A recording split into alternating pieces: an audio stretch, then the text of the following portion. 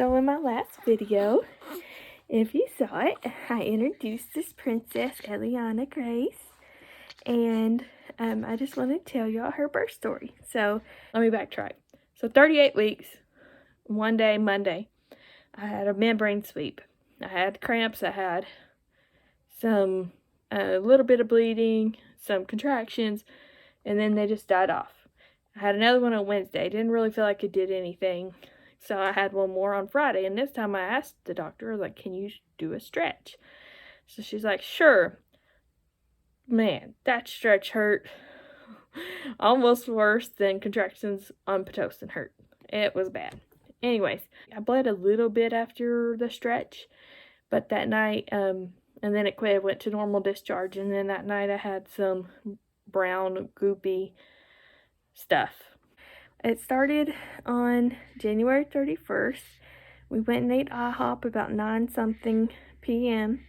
Then at 11-something at night, I was sitting on the couch and I felt a little gush. So I went to the bathroom. It was clear. There was nothing.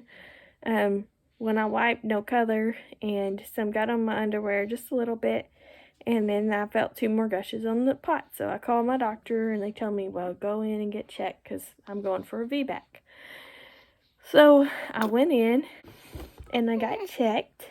And, yeah, this is from them blowing my vein. Anyways. And they sent me home at 1:30 in the morning saying, no, your water didn't break. So I felt stupid. I felt embarrassed. I cried. I was emotional.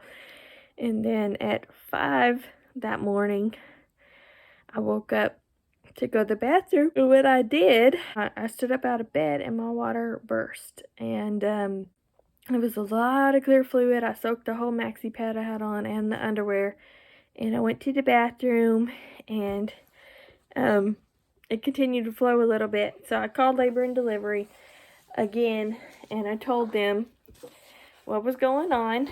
And the girl was basically like, well, you know, jump up and down, do some setups. If it continues to flow, then it's probably water. If it don't, then it's probably not. Well, I did that and it quit coming. So I was like, great. Here we go again. I was like, well, a little bit came out, but there was mucus mixed in with it. And she's like, well, it's probably not your water then. But I said, well, mucus comes out enough to soak your whole pad and underwear and everything. And she's like, well, just come back in. Well, I had an appointment at 8:30 that morning. 39 weeks in one day. So I went into the appointment and water just continued to gush. And I was like, yeah, this is my water. I didn't want to end up going to labor and delivery at 5 because I didn't want to be sent home and treated like I was stupid, you know, like that nurse made me feel. So I got to the office, and by the time I got to the office, I had soaked another maxi pad and my underwear. And they checked my blood pressure. It was well and good. They took a urine sample, of course, the usual routine stuff. And then I got some water had leaked onto my skirt by that point. And they still wanted to do an NST. And so they put the monitors on me in the recliner, put a big pad under me. I didn't even feel myself leaking. I thought I had stopped, and I was like, dang, it stopped again, whatever. Well, when I got up, there was a puddle there. And so, yeah, the doctor came in, and she checked me. Ooh, bless you.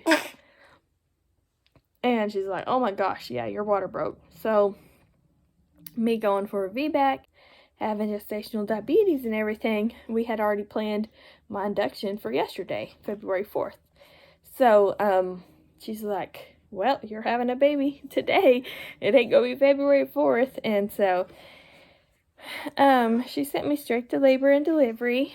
And one of our closest friend's sister was my nurse, and which is why I didn't get a birth vlog.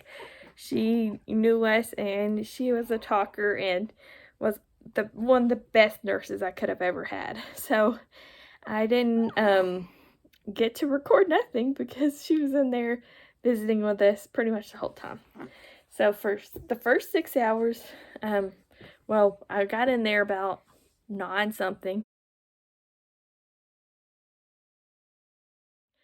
And by 12, I still hadn't dilated. I still hadn't started contractions. I was a -2 station, she was, and I was dilated to a 2, which I had been since that Friday. So after those hours of being in labor, nothing happening, my OBGYN, I had her partner that I didn't really want for my birth, that happened to be the one that was on call on Monday. And my OBGYN, the one, my actual doctor that I wanted to do the birth, was on call for my scheduled induction on Thursday.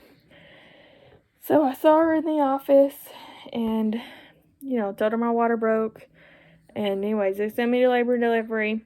And then a few hours later, in walks my doctor. And she checked on me. I was like, that's weird. And so I told my nurse, I was like, that's awesome of her to come check on me when she's not even on call. She was on call all weekend. So she's not on call. And, today's Monday. So my nurse friend was like, actually, she checked with her husband, made sure she had somebody watch the kids so she could take you on and be the one to deliver your baby. So I thought that was pretty awesome. My doctor did that for me. She delivered my other baby, and she knew how important it was for me to have her. And so, she's so cute. Look at her. Eliana. Anyways, so, at 12:30, they started me on Pitocin.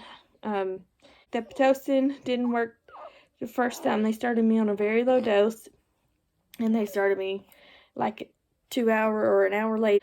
They started me on like the next low dose, just that next number. That worked. I started having contractions 1 to 3 minutes apart, peaking the top of the scale. And they had told me, hold off on the epidural as long as you can, because, like if your uterus ruptures or something, we want you to be able to feel that. And so I was already planning to hold off on an epidural. So anyways, until I had progressed, because last time when I had one with Wesley, I kind of quit progressing after I got one. So anyways, pretty quickly after they put me on Pitocin, her heart rate started doing random decelerations. Wasn't anything really bad, like below the red line on the machine or anything, but it was decelerations. So, and they wasn't matching when they're supposed to happen after a contraction. So we kind of were like, something's going on, and my nurse friend told me, she's like, the doctor is not going to like that, and I know her, she's not going to let it go on too long. So that kept happening, and I was having some really good contractions, and the doctor felt like the monitors wasn't picking it up. Are you hungry? So she put in an internal monitor. Well, when she did that, about 1:30, 2 o'clock, I started bleeding. So we thought it was, from her putting that up there. About 3 o'clock probably, I got up to go to the bathroom, and I had kept feeling gushes in my water, like I'm laying on this pad thing, and I just kept feeling gushes with the contractions. And I got up to go to the bath, and it wasn't all fluid, it was blood. I was just bleeding a lot. And so she alerted my doctor, and they were watching at this point. I quit bleeding after a while, and then it would start back, and it would be heavy, and then her heart was decelerating off and on. So about 5:45, 5:50, the doctor came in there, and she's like, hey, I don't know what's going on with the bleeding. I don't like it, especially with you going for a VBAC. This is actually the best her heart rate's done all day now. Like deceleration wise, this last like 30 minutes, it's done really good, but I don't like the bleeding, and you going for a VBAC and then her heart doing that. Something is still going on. So she's like, I know as bad as you want it, we need to do a C-section, and I know you really wanted a VBAC, but it don't always turn out like we planned. Sorry, my hormones. And, but I think we need to do a C-section. So, it's not, it's not worth waiting around and seeing what's going to happen, with you bleeding and stuff. And so I was like, of course, like, I kind of had a feeling it was coming anyways, because I wasn't progressing and had already been on Pitocin for 6 hours almost, and I hadn't made any progress. I was still at 2 and everything, and just had that feeling anyways with her heart rate and what happened with Wesley. So I said, okay, if we need to do it, let's do it. So after she left and the nurse left, it really hit me hard, and I bawled my eyes out. And anyways, they took me back,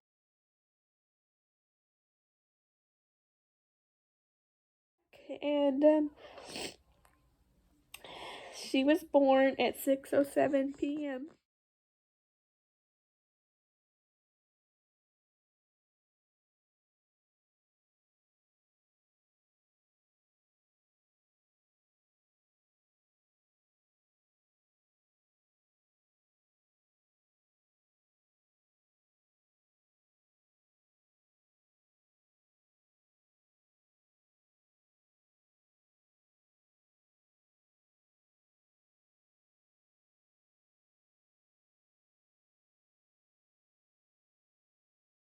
And she came out healthy as can be. No sugar problems like Wesley. I had gestational diabetes this time, and my blood pressure was acting up the last few weeks. My blood pressure was great through labor, and yeah, she made her appearance, and everything is going good. I had her at 6:07. I probably got out of surgery about 7 o'clock, and then by Tuesday morning about 11 a.m. I was already up walking around. They had me up. They say the quicker you get up, the quicker your recovery. So that's what I did, and they let me go on Wednesday about 9 a.m. The doctor came in and checked me and said my incision looked good, and I thought they would make me wait till 6 o'clock that night where she would be 48 hours old, but they didn't, and we got released and we came home on Wednesday. So this little girl does not like to sleep at night. She didn't like the crib at the hospital. She don't like the crib here. She wants to be in bed with us. That's the only way she sleeps. And so Mommy hasn't been getting much sleep, but last night was the best night's sleep we've had. She slept with Daddy some of the night. She slept with Mommy some of the night. Jaden and Wesley's been sick, and my parents has had them all week, so they're not like getting her exposed. But yeah, anyways, she's here. She's doing great. I'm in recovery. I'm sore, but I'm doing all right. So I'm just blessed that she's here and healthy. Birth plans don't always go as planned. I was a good candidate for a VBAC and I almost forgot. So when they got in there and they were operating, my nurse friend came around the curtain and she's like, I'm glad that we did it now. And my doctor told me the same thing while I was on the table. She said what it was while I was bleeding was the placenta was separating from the uterine wall early. And that's why her heart was decelerating, because, placenta is what supplies her food and blood and everything else. And it was already separating. And my uterus had some pretty large blood clots and already had blood pooling in it from the uterus detaching. So it was a very good thing, and I'm just so grateful that me and her were both okay, and they caught it early on, and my water broke when it did, because it could have been really bad, not having her oxygen source and life source pumping life into her. So very grateful that we did the C-section when we did. It's so scary to think about, like, what if my water didn't break? How much longer would we have not known if the placenta was doing that, acting up? And so we're very grateful. She's here and healthy, and I'm here and healthy, and Anyways, guys, thank y'all so much for watching.